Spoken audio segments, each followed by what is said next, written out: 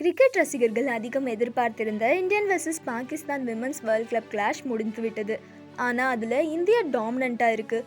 கொழும்புவில் நடந்த இந்த ஹை வால்டேஜ் போட்டியில் இந்திய பெண்கள் அணி பாகிஸ்தானை 88 ரன்கள் வித்தியாசத்தில் வீழ்த்தி தங்களது இரண்டாவது வெற்றியை பதிவு செஞ்சாங்க. இந்த வெற்றி ஒரு சாதாரண வெற்றி இல்ல, இது கிரிக்கெட் ஃபீல்ட்ல மட்டும் இல்ல, இந்தியா பாகிஸ்தான் ரிலேஷன்ஷிப்ல கூட ஒரு சிம்பாலிக் ஸ்டேட்மெண்ட் மாதிரி. முதலில் டாஸ் வென்றதெனமோ பாகிஸ்தான் தான். இந்தியாவின் தொடக்கம் சராசரியா தான் இருந்துச்சு. ஓபனர்ஸா ஸ்மிருதி மந்தனா மற்றும் பிராப்திகா ராவால் சேர்ந்து 48 ரன்கள் சேர்த்தாங்க. ஆனா அதுக்கு பிறகு மொமெண்டம் கொஞ்சம் தள்ளி போச்சு. ஹர்மன் பிரீத் கவுர் ரன் சேர்க்காமலே அவுட் ஆனதும் பிரஷர் அதிகமாச்சு. இந்த நிலையில ரிச்சா கோஷ் வந்தாங்க. ஒரு குவிக் ஃபயரா 35 ரன்களுடன் இன்னிங்ஸ்க்கு லைஃப் கொடுத்தாங்க.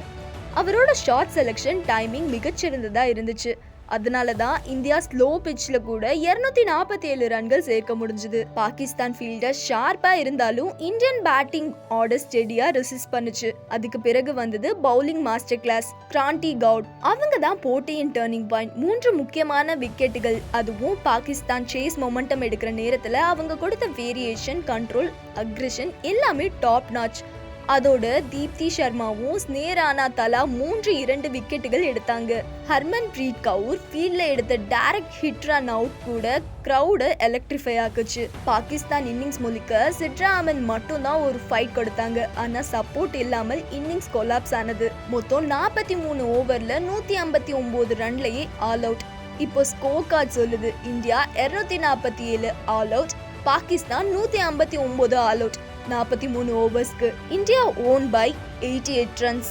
ஆனால் இன்னொரு முக்கியமான விஷயம், மேட்ச் ஆரம்பத்திலேயே எல்லாரும் கவனிச்சது நோ ஹேண்ட் ஷேக் மூமெண்ட். டாஸ்க்கு பிறகு இரு அணிகளின் கேப்டன்களும் ஒருவர் மற்றொருவரை கிரீட் பண்ணல.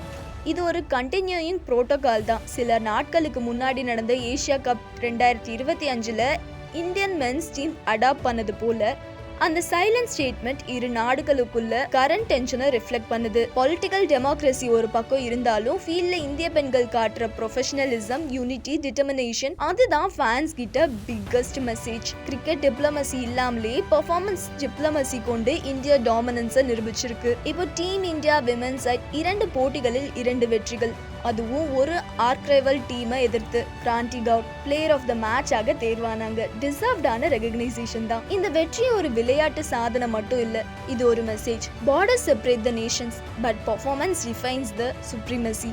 India once again proves why they are a powerhouse in the world's women cricket. இதை பத்தி நீங்க என்ன நினைக்கிறீங்க? கமெண்ட்ல சொல்லுங்க. லைக் பண்ணுங்க, ஷேர் பண்ணுங்க, மறக்காம சப்ஸ்கிரைப் பண்ணிக்கோங்க.